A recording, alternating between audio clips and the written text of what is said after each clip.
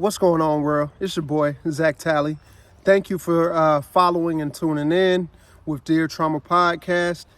So I just wanted to hop on here fresh after my workout, and I was having a quick gratitude moment, and I wanted to just jump on here and say I am grateful. Thank you for following me.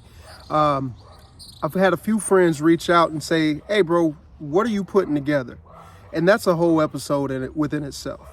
But what I will say is last year in 2023, I knew 9 guys that took their lives. Some of them I knew very closely, some of them not as close as I wish we would have been, but we've been in a lot of the same rooms, had conversations, and had built some rapport.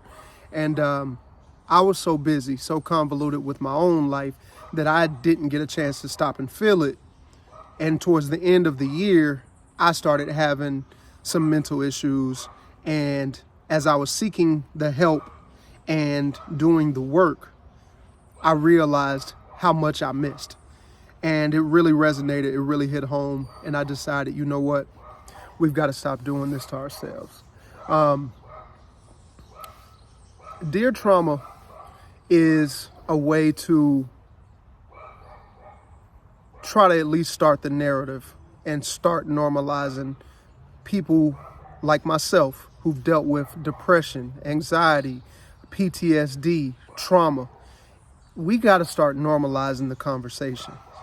We have to. I personally was suicidal for over a decade. I was literally breaking down in front of people and nobody knew what was going on because I didn't feel safe enough to be able to, or vulnerable enough to be able to have that conversation. Everything that I knew always felt like it was under threat, and eventually that weight of life can get too heavy to bear. God kept me because I made several attempts and none of them worked. And after a while, I just realized he had me here for a reason.